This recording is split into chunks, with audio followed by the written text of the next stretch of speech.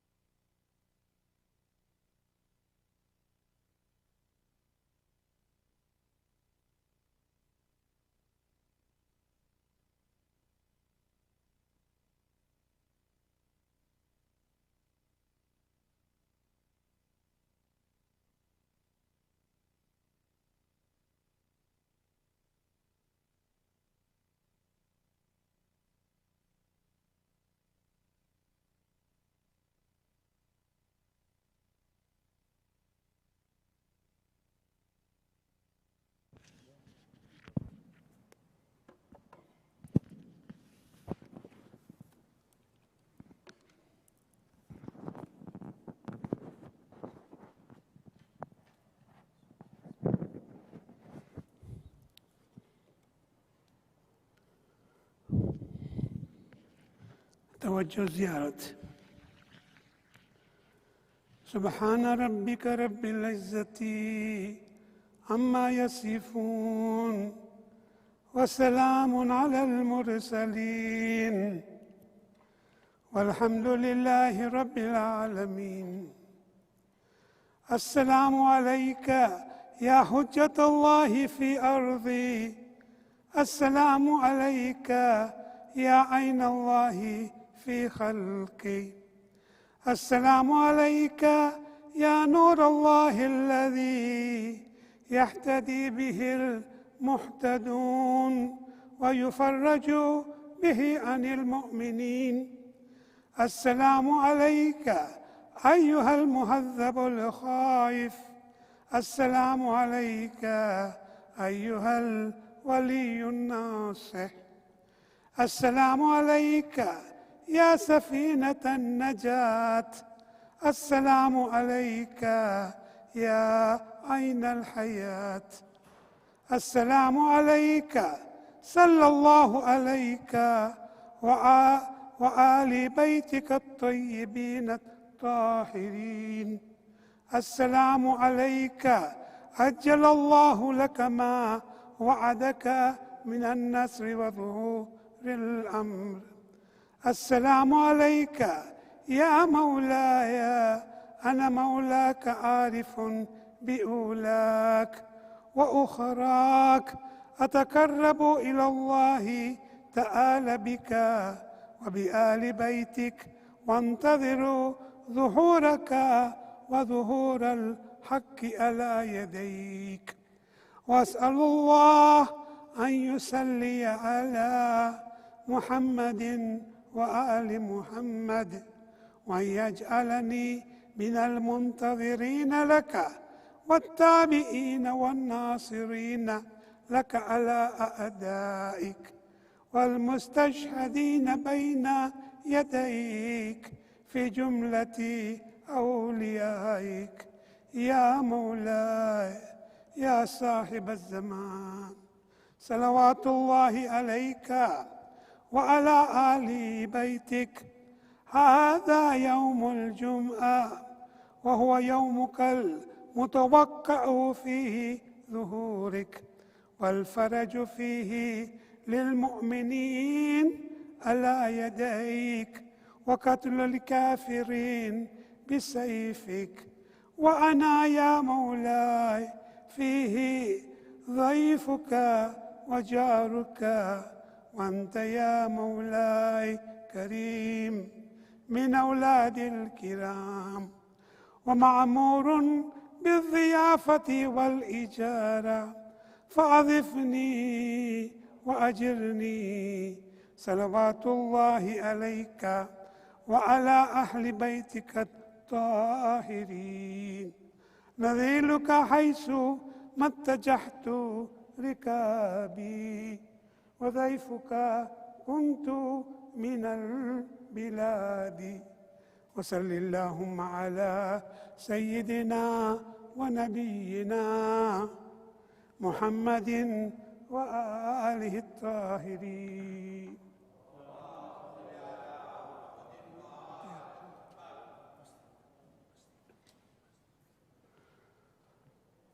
أعوذ بالله من الشيطان اللعين الرجيم.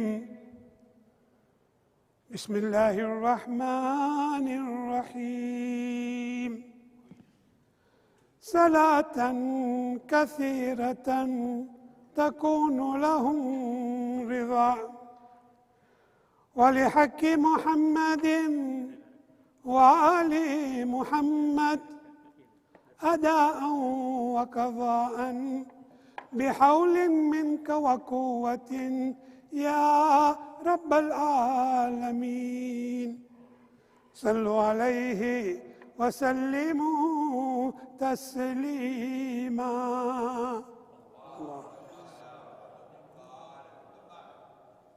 الله أكبر، الله أكبر، الله أكبر، الله أكبر. أشهد أن لا إله إلا الله.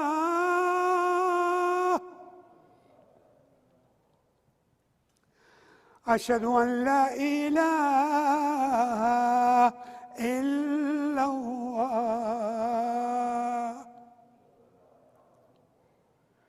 أشهد أن محمدًا رسول الله. صل على أشهد أن محمدًا رسول الله. أشهد أن عليًا ولي الله. صلوات الله وسلامه عليه. أشهد أن عليًا أمير المؤمنين وأبناءه المعصومين بالحق حجج الله. حي على الصلاة. حي على الصلاة. حي على الفلاح.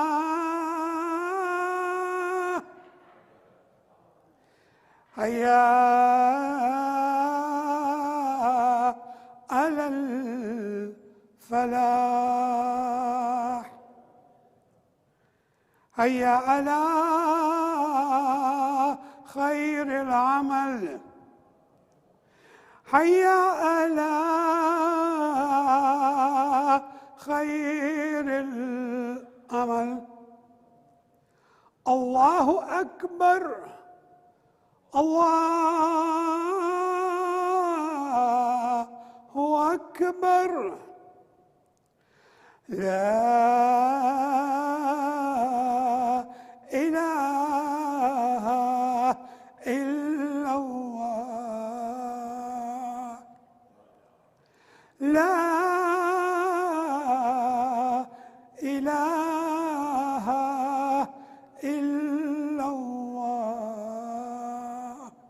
سبحان ربك رب العزة عما يصفون وسلام على المرسلين والحمد لله رب العالمين.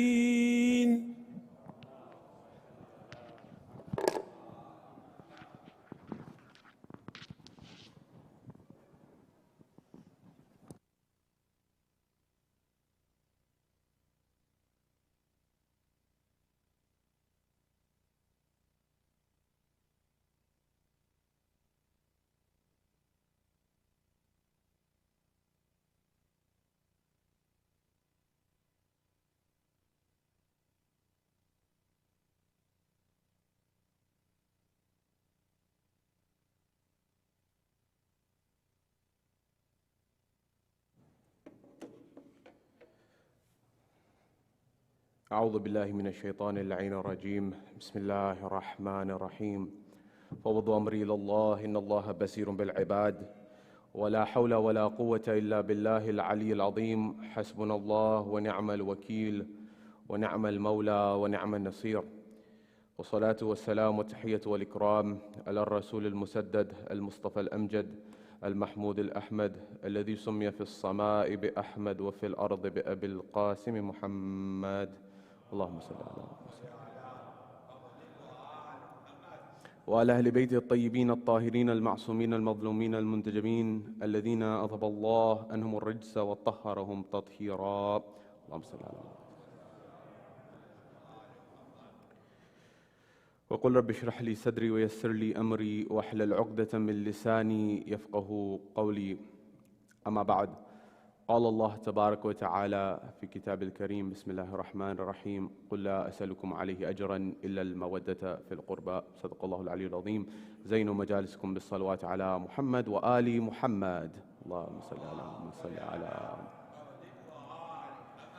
My respected elders, brothers and sisters in Iman here in Florida or across the globe, wherever you're hearing my voice, Salamun alaikum jami'an wa rahmatullahi wa barakatuh.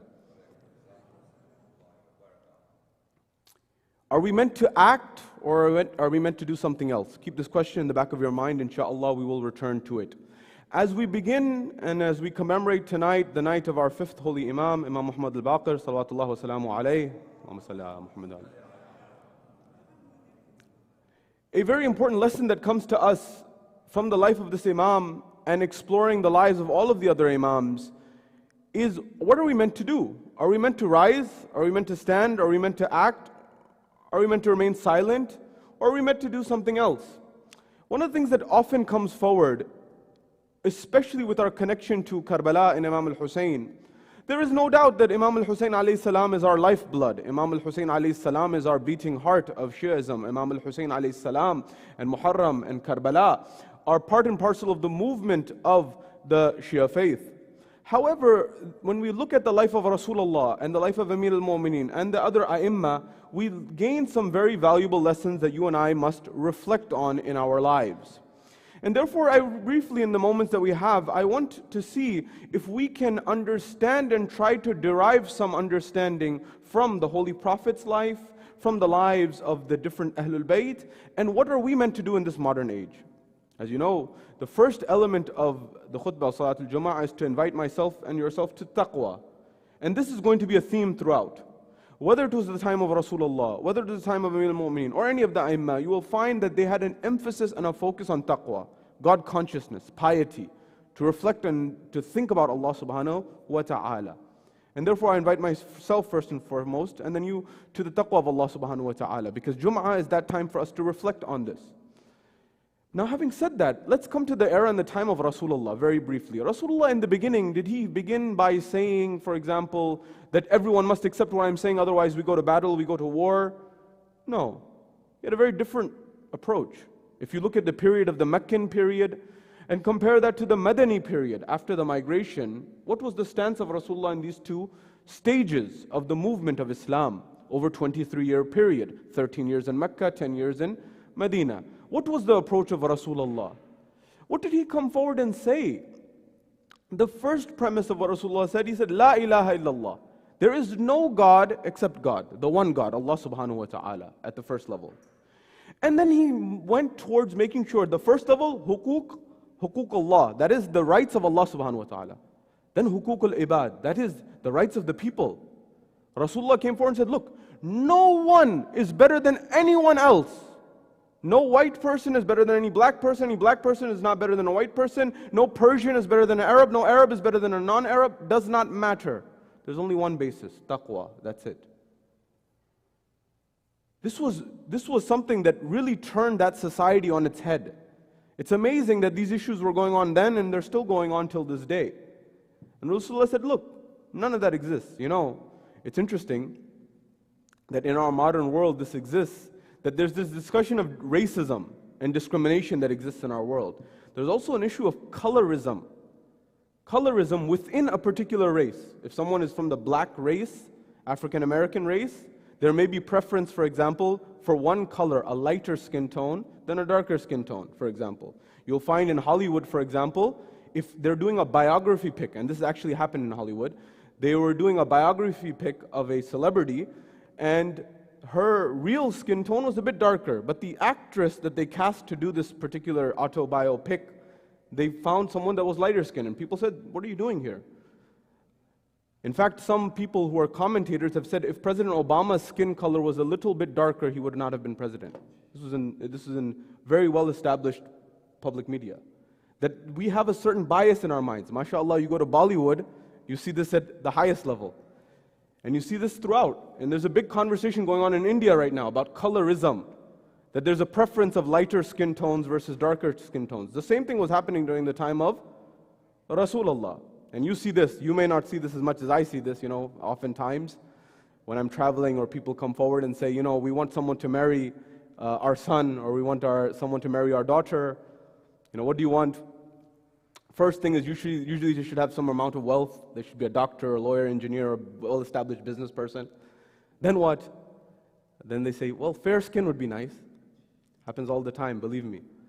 And I'm waiting, where does Islam come? Where does, Tashayyu, where does Shiism come on the line? It's usually 5th, 6th, if it's on the list. And that shows us at some level what our priorities are. I'm not saying everyone, but we have to be frank about these things. I'm first and foremost telling myself this. So this was going on during Rasulullah's time. He said, look, number one, La ilaha illallah, there's no God except God. Muhammad Rasulullah, there's no prophet, and Rasulullah is the messenger of Allah, number one. Number two, make sure there's no difference amongst people except on the basis of piety, taqwa, God consciousness.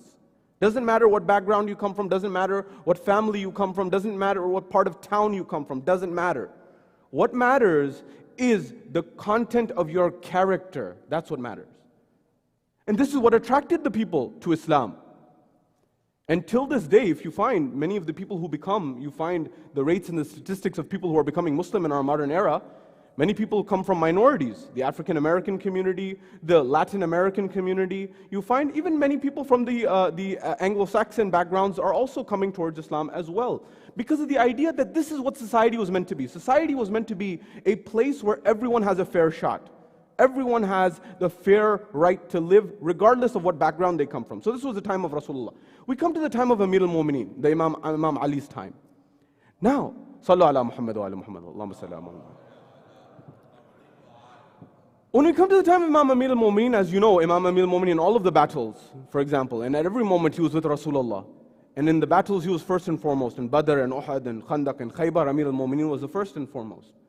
However, after Rasulullah left this world, we see a change in the demeanor of Amir al-Mu'mineen in terms of what he was doing.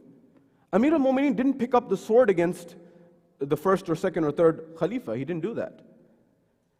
Now, we often say he was remaining silent. That's not entirely true either. Imam Amir al-Mu'mineen was first writing a tafsir of the Quran during that 25-year period, number one. Number two, he was also doing what we would call development, economic development. He was developing land. He was making wells. And Imam Ali had accumulated quite an amount of wealth during his life. Accumulated may not be the right word because he was giving the money away to others. There are many examples which I've shared with you before as well. Imam Ali alayhi salam was working on developing society. So he would, for example, dig a well, and at that time if you struck water, it was as if you struck gold or struck oil. It was a big deal because you can create an oasis, you can create an orchard of date palms and the likes. But Imam Ali alayhi salam would give that as a waqf endowment, as a charitable endowment to the people. Use this income to look after the poor, the orphan, the wayfarer, the person who can't get married, the person who cannot pay their medical bills at that time. So this was the time of Amir al-Mu'mineen. Then we come to the time of Imam Hassan alayhi salam. When we come to the time of Imam Hassan alayhi salam, as you know, Imam Hassan alayhi salam did the very famous sulh, the very famous peace treaty, following in line with his grandfather Rasulullah, who did the peace treaty of Hudaybiyah. Similarly, Imam Hassan does the peace treaty with Muawiyah. Of course, he didn't have loyal companions as well. This was also the challenges. Then we come to the time of Imam Hussein alayhi salam. Imam Hussein alayhi salam stands, he rises in Karbala, he fights and the likes. This is the point that I want to get at. Many times we say that we are meant to do what Imam Hussein alayhi salam did on the plains of Karbala. However, when you analyze all of the Imams and when they stood and when they remained silent, a principle comes forward for us. And that principle is that a mu'min, a believer, a follower of the Ahlul Bayt, a Muslim should be aware of the time and space, the zaman and makan in which they live. And they must act according to the zaman and makan. Then we go to the time of Imam Sajjad. Imam Sajjad didn't do what his father did. What did Imam Sajjad do? He made sure he spread the teachings, for example, through du'as. Or he kept the Shia community united through the majalis of Imam al-Hussein alayhi salam. Because the Shias had scattered. Remember, some people had started following Muhammad Hanafiya. These things happen in Shia history, in Muslim history. So the Imam united people through the majlis of Imam al-Hussein. You'll remember the very famous incident where someone was saying, my child is getting married. It's the happiest day of my life. And he said, Yabna Rasulullah, to Imam Sajjad, we would be honored if you came. He said, after Karbala, we don't go to these gatherings. But he said, if it's possible, if you kept a majlis for my father, perhaps I would join. So on the day of the wedding, he had kept a special seat for the Imam. When he had kept a special seat for the Imam, he saw the Imam was not sitting there. And the event was ending. And when he came out, he saw a scene where he saw the Imam outside by the shoes. He said, Yabna Rasulullah, I have a seat for you there. Inside. Why are you not coming? And the Imam was listening to the dhikr of Imam Hussein, his father. And he noticed that Imam Sajjad was fixing the shoes of the people that were there. He said, Ya Rasulullah, what are you doing? Your position, you're doing this? How? He said, these are just our guests for this wedding. He said, no. They may have been your guests for the wedding when they came initially. But when you did the dhikr and you had the dhikr of my father, Sayyid al-Shuhada, they became the azadars of Sayyid al-Shuhada. The dynamic shifted. So the Imam used Karbala and Imam Hussein to unite the community. And he also used the du'as of Sayyid Saif al-Sajadiyya and Rasalat al-Huquq in an environment where he could not speak out openly, but he took a different method. Now is the point that I want to come with respect to Imam al-Baqir alayhi salam. What happened during his era and his time? At his era and his time, the academics, the intellectuals came forward with discussions and conversations talking about some of the most sophisticated philosophical things. The seeds at that time were being planted and the discussions were starting at that time of these are the Mu'tazilites, these are the Ash'arites, the Mu'tazilis and the Ash'aris, the people who believe in predestination and free will. And these debates had started. People were starting to discuss the sifat of Allah subhanahu wa ta'ala. Sifat salbiya and all these things. They started discussing these things. And these very intense, rich conversations were ensuing. These are things that you and I need to consider. By the way, the idea of predestination, free will, it's a very old discussion in philosophy as well as in Islamic thought. And there was a movement that came forward and says, no, everything is free will. And then there was another movement that said, no, certain things are predestined and other things are completely predestined. Everything's been ordained by Allah. Of course, from our viewpoint, it's very clear that it's al-amr bayn al-amrayn. It is the matter between the two matters. Certain things are predestined and certain things we have control over. But you need to be very vigilant of this, and I need to be very vigilant of this. Why? Because this narrative of predestination, that everything's been predetermined, is still used till this day in public policy.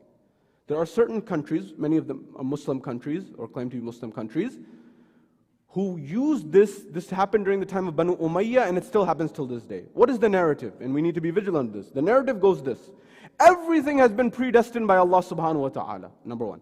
Number two, if everything has been predestined by Allah subhanahu wa ta'ala, then that means the ruler, who is the hakim, who is ruling, is there with the knowledge of Allah subhanahu wa ta'ala. That means that if you speak out or revolt against the ruler of the time, therefore you are speaking out against the will of God.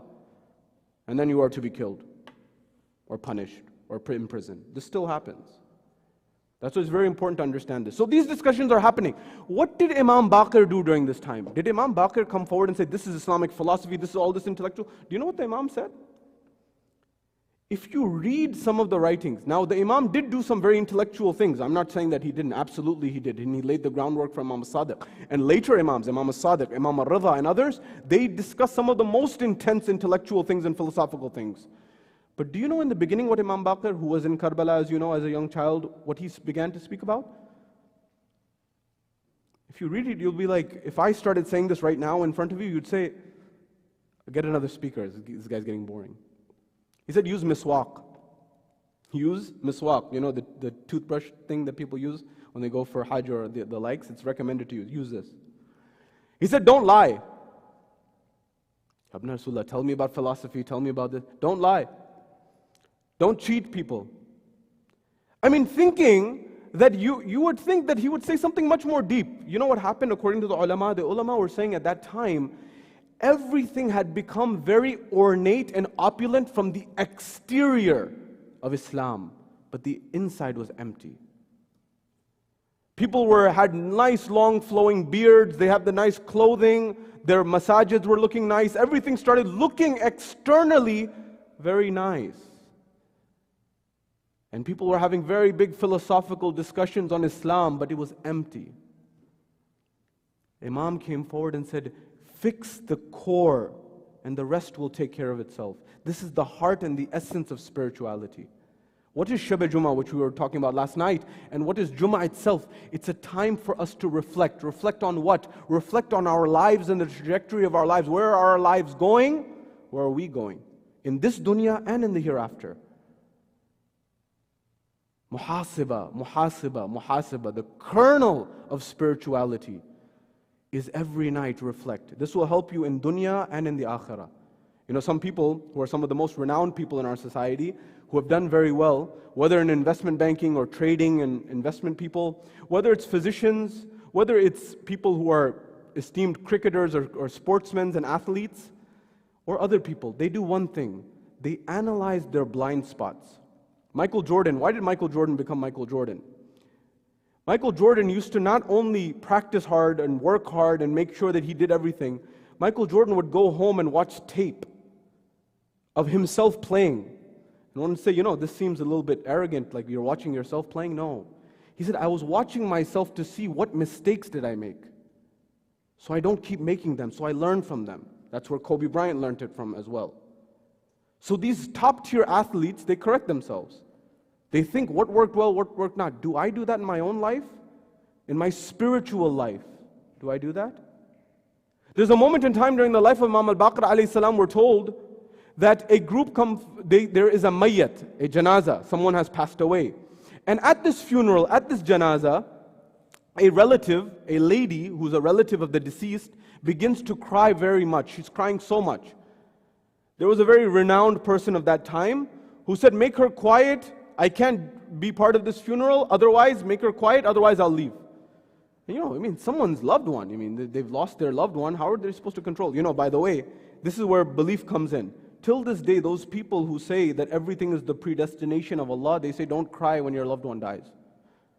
Why? Because if you cry, you are questioning the decree of Allah. You don't understand the fitrah of insan, the nature of insan, of human beings. And yet these things persist in our world, unfortunately, regardless. There was a funeral going on. When this funeral was going on, that person, the lady was not able to control herself. She was crying, and naturally expected. And that person left.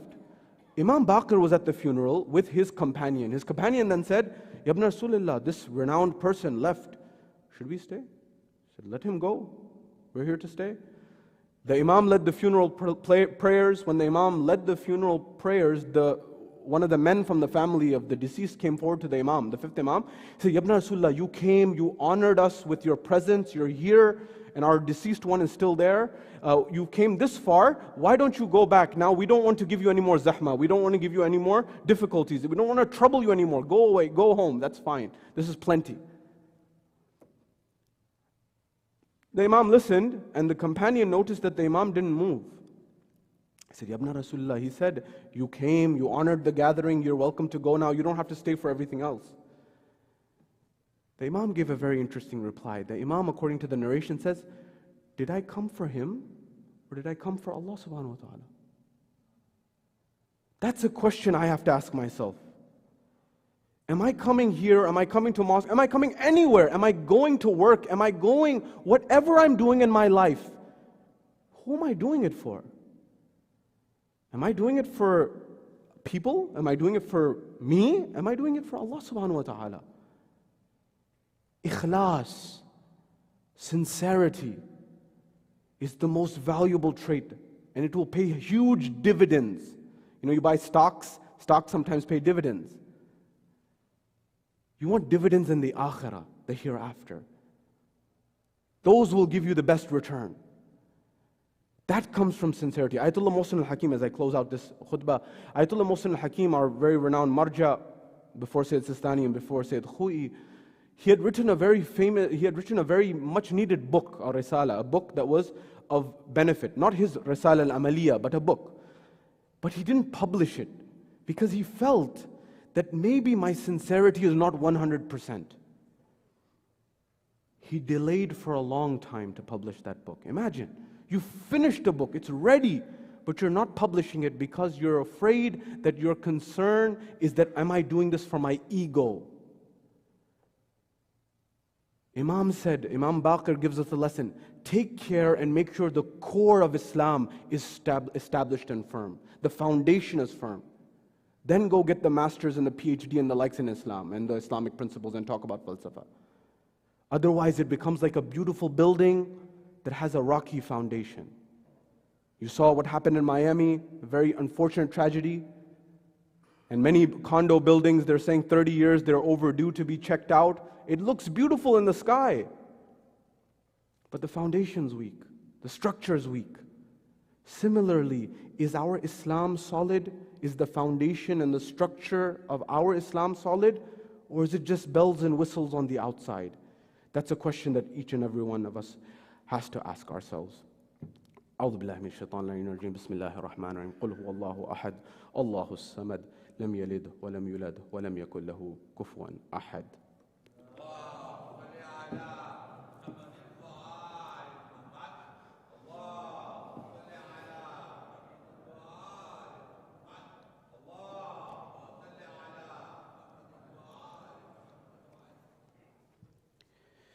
أعوذ بالله من الشيطان اللعين الرجيم بسم الله الرحمن الرحيم الحمد لله رب العالمين وصلى الله على رسوله الكريم محمد المصطفى صلى الله عليه وآله وسلم اللهم صل على علي أمير المؤمنين صلوا على محمد وآل محمد اللهم صل على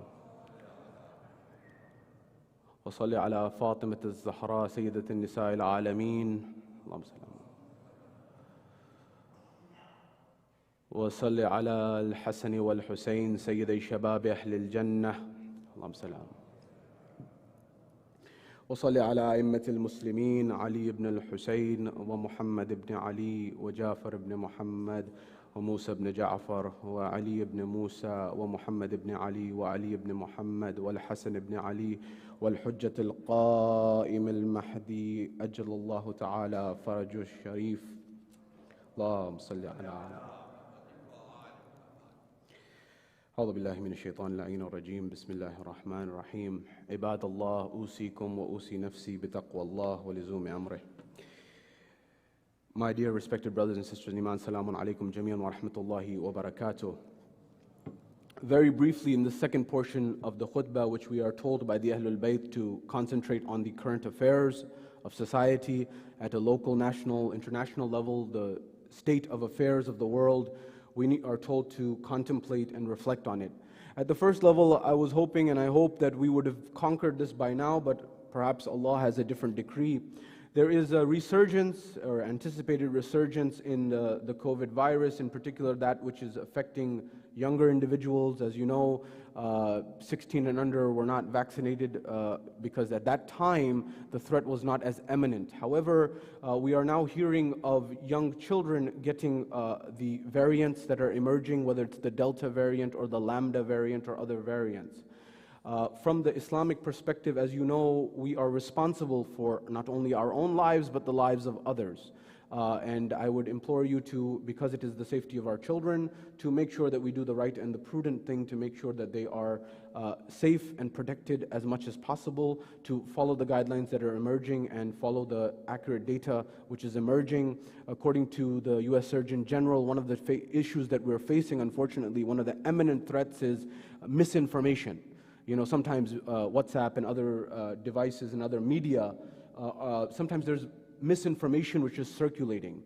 And you have to make sure that the sources that are, you can use several sources. I'm not saying use one source, but make sure you use authentic, reliable sources to make sure that you and your family are safe.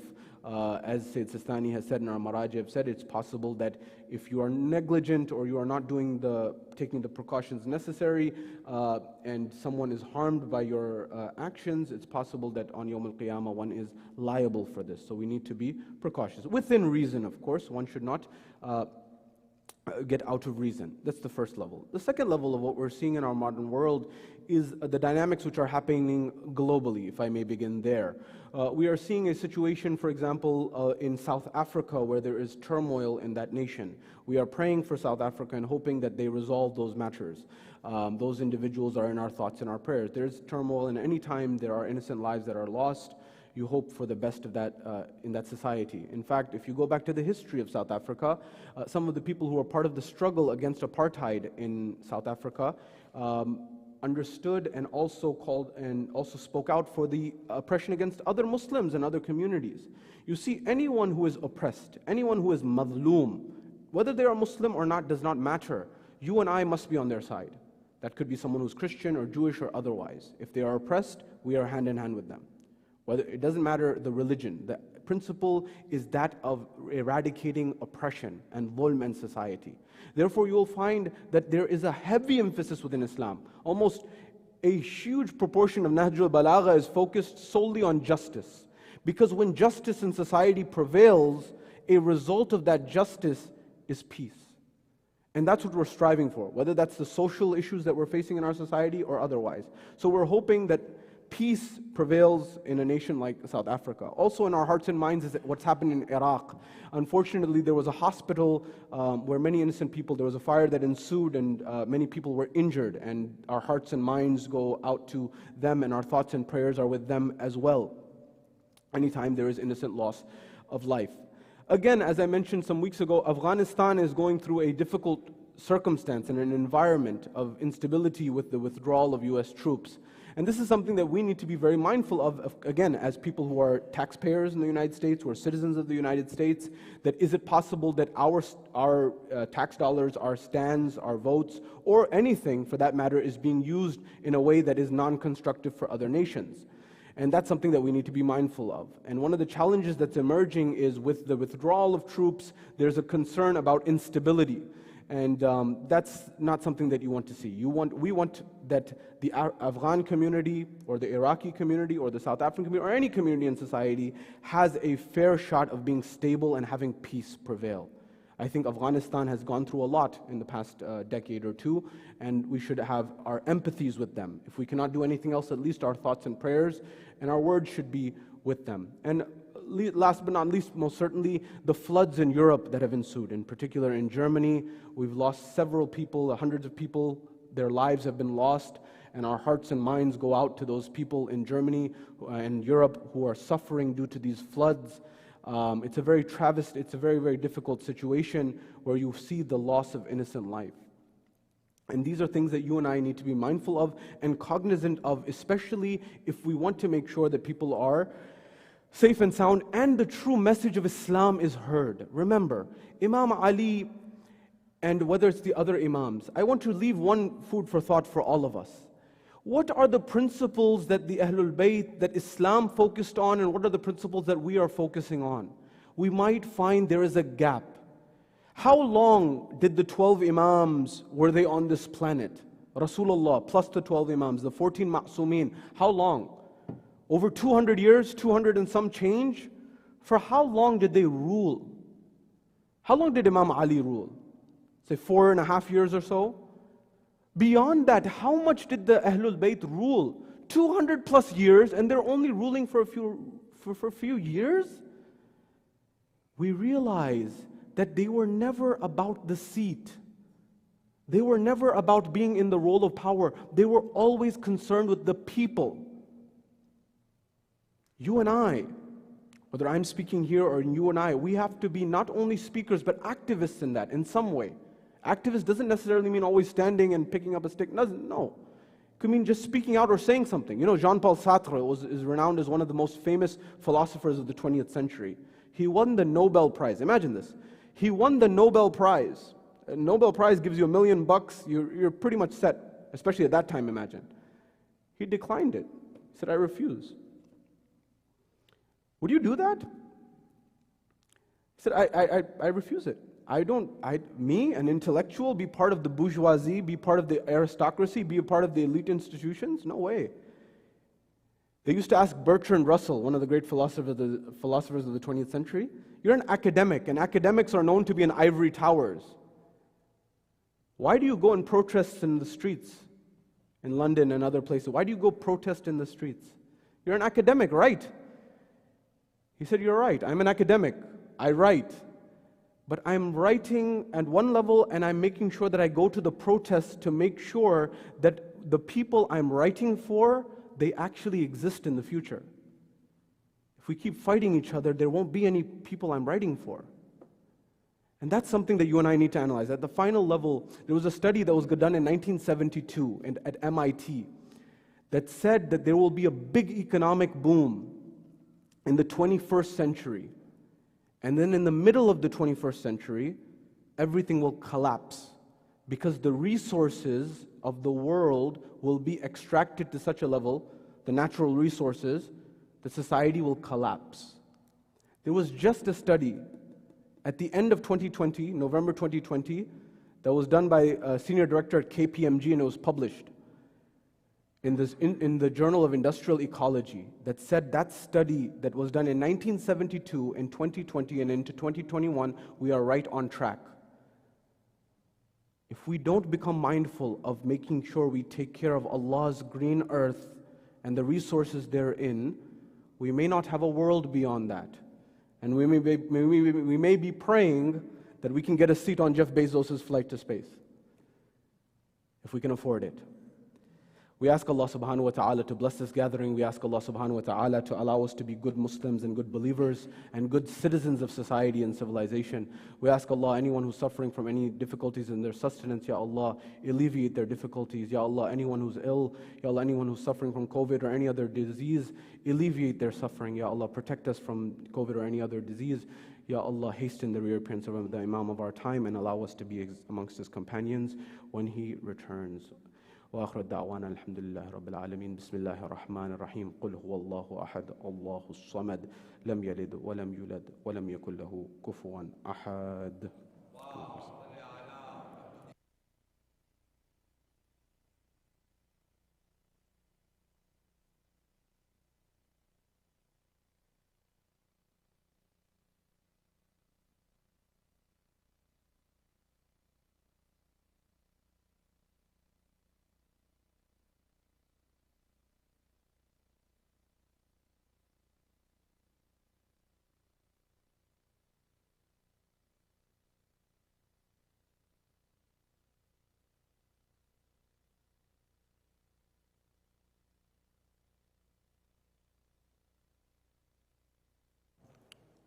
Assalamu alaikum. I've been informed we're making a connection, inshallah, to the sisters' side, so if you can please follow the guidance therein, inshallah, and make sure there is a connection for our dear sisters. Jazakumullah khair.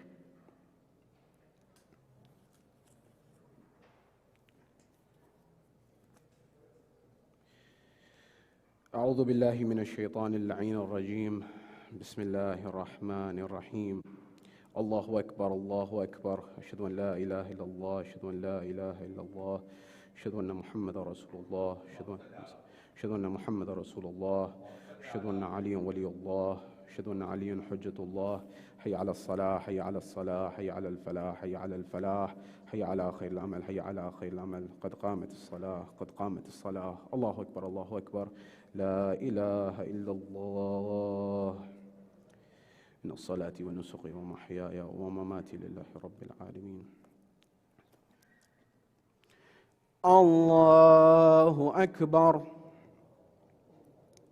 بسم الله الرحمن الرحيم الحمد لله رب العالمين الرحمن الرحيم مالك يوم الدين إياك نعبد وإياك نستعين اهدنا الصراط المستقيم صراط الذين أنعمت عليهم غير المغضوب عليهم ولا الضالين. بسم الله الرحمن الرحيم يسبح لله ما في السماوات وما في الأرض الملك القدوس العزيز الحكيم هو الذي بعث في الأميين رسولا منهم يتلو عليهم آياته ويزكيهم ويعلمهم الكتاب والحكمة وإن كانوا من قبل لفي ضلال مبين وآخرين منهم لما يلحقوا بهم وهو العزيز الحكيم ذلك فضل الله يؤتيه من يشاء الله والله ذو الفضل العظيم. مثل الذين هم من التوراة ثم لم يحملوها كمثل الحمار يحمل أسفارا بئس مثل القوم الذين كذبوا بآيات الله والله لا يهدي القوم الظالمين. قل يا أيها الذين هادوا إن زعمتم أنكم أولياء لله من دون الناس فتمنوا الموت إن كنتم صادقين ولا يتمنونه أبدا بما قدمت أيديهم والله عليم بالظالمين.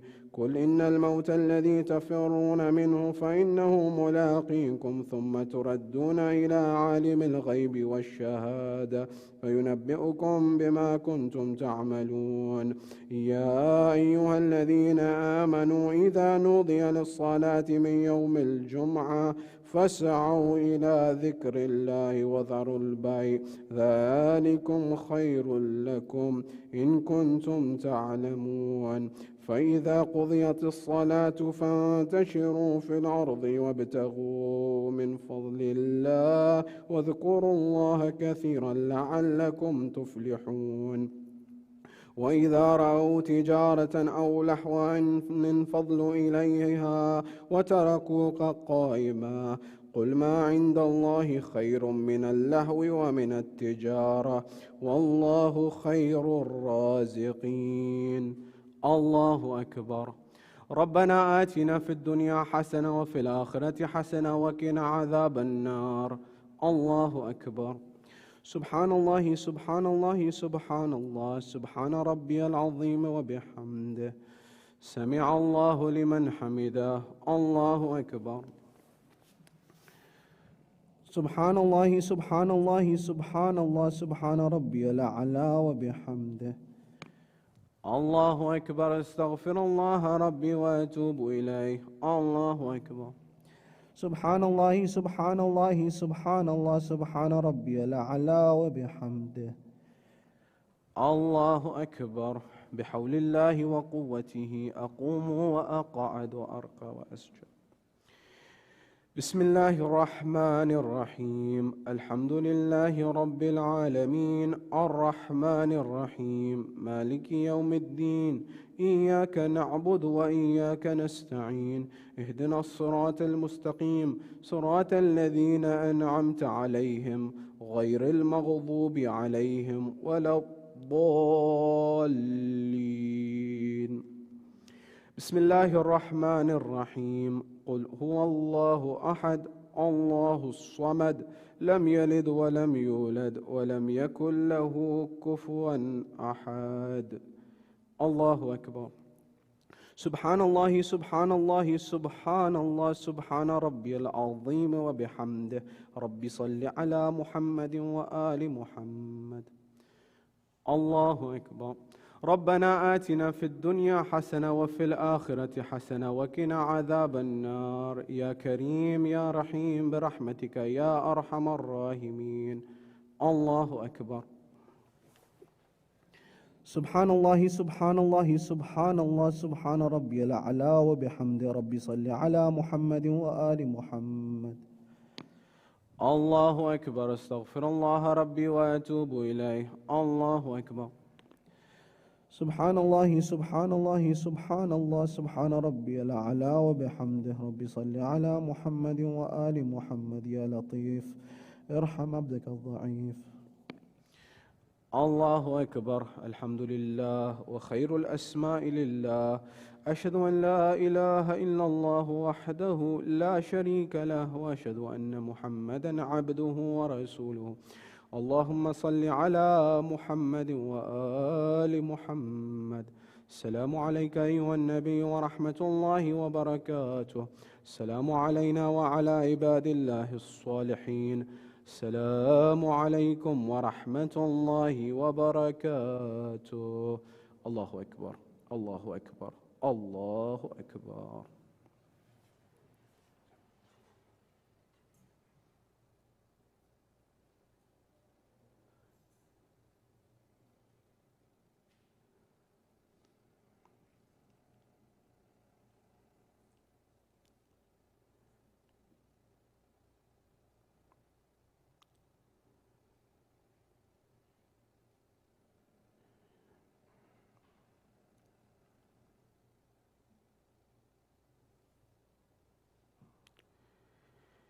إن الله وملائكته يصلون على النبي يا أيها الذين آمنوا صلوا عليه وسلموا تسليما.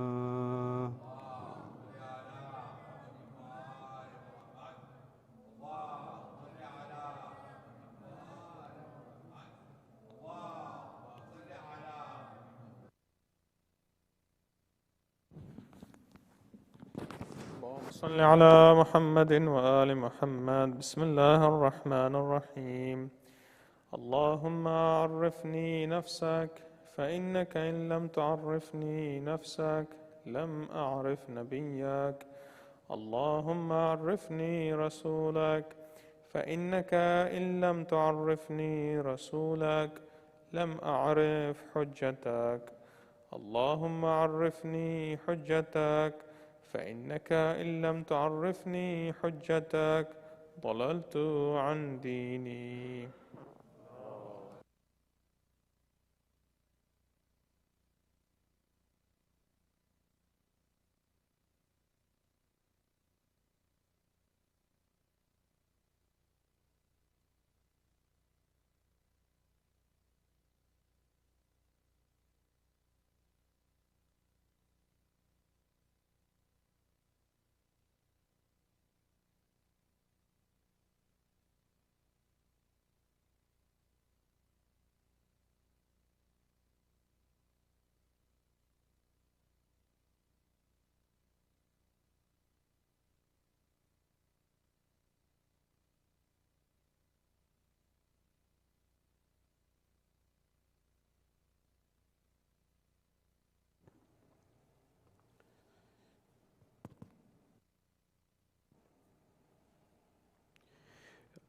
A friendly reminder to remember sadaqah, inshallah, if you're able to, inshallah.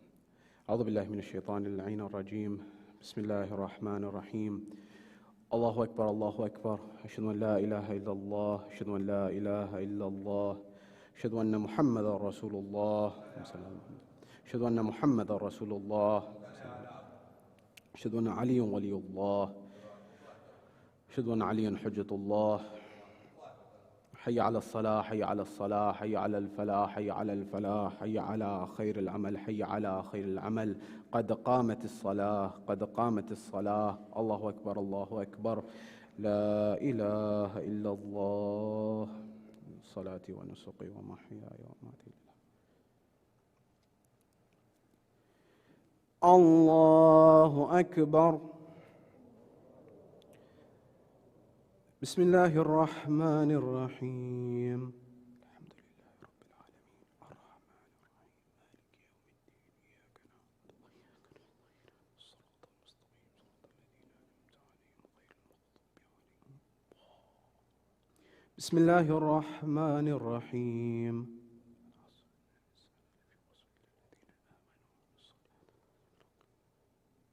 الله أكبر. سبحان الله سبحان الله سبحان الله سبحان ربي العظيم وبحمده. سمع الله لمن حمده. الله أكبر. سبحان الله سبحان الله سبحان الله سبحان ربي الأعلى وبحمده. الله أكبر. استغفر الله ربي وأتوب إليه. الله أكبر. سبحان الله سبحان الله سبحان الله سبحان ربي الأعلى وبحمده. الله أكبر. بحول الله وقوته أقوم وأقعد وأرقى وأسجد. بسم الله الرحمن الرحيم.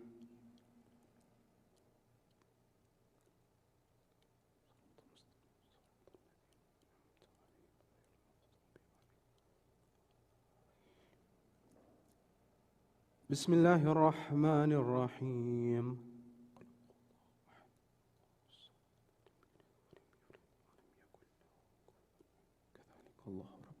الله أكبر. ربنا آتنا في الدنيا حسنة وفي الآخرة حسنة وقنا عذاب النار. الله أكبر.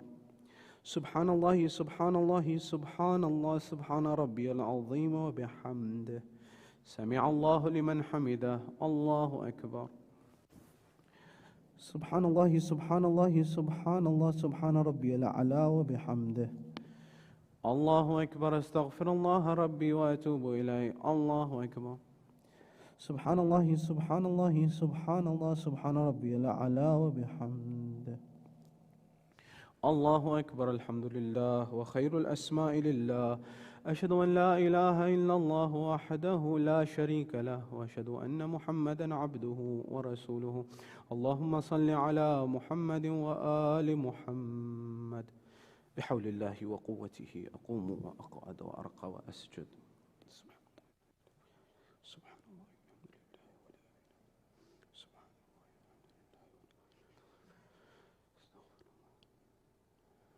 الله أكبر. سبحان الله سبحان الله سبحان الله سبحان ربي العظيم وبحمده. سمع الله لمن حمده. الله أكبر. سبحان الله سبحان الله سبحان الله سبحان ربي الأعلى وبحمده. الله أكبر. استغفر الله ربي وأتوب إليه. الله أكبر. سبحان الله سبحان الله سبحان الله سبحان ربي الأعلى وبحمده. الله أكبر. بحول الله وقوته أقوم وأقعد وأرقى وأسجد. سبحان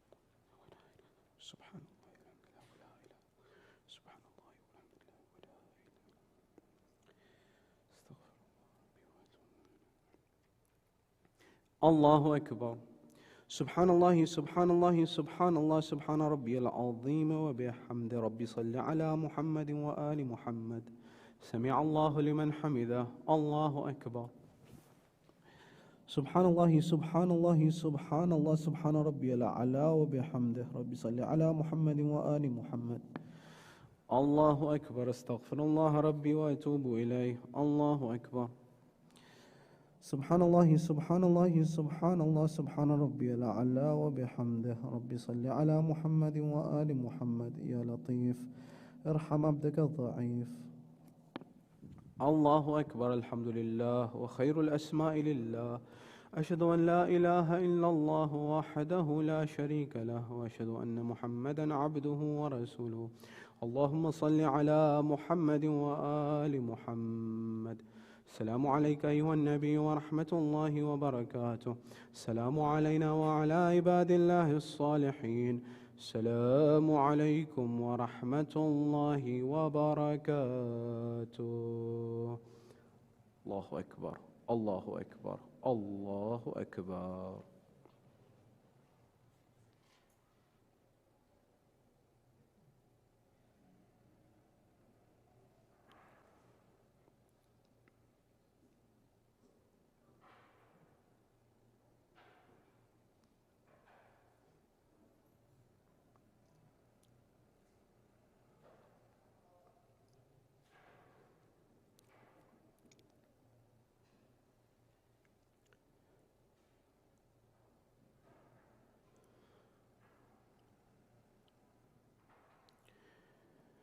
إن الله وملائكته يصلون على النبي يا أيها الذين آمنوا صلوا عليه وسلموا تسليما.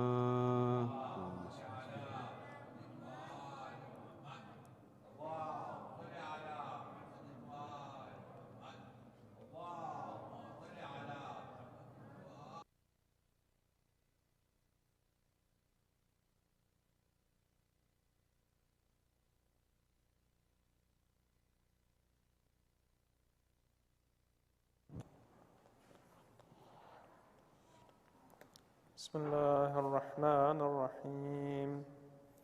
لا إله إلا الله إلها واحدا ونحن له مسلمون. لا إله إلا الله ولا نعبد إلا إياه مخلصين له الدين ولو كره المشركون. لا إله إلا الله ربنا ورب آبائنا الأولين. لا إله إلا الله وحده وحده أنجز وعده ونصر عبده وأعز جنده وحزم الأحزاب وحده. فله الملك وله الحمد يحيي ويميت ويميت ويحيي وهو حي لا يموت بيده الخير وهو على كل شيء قدير.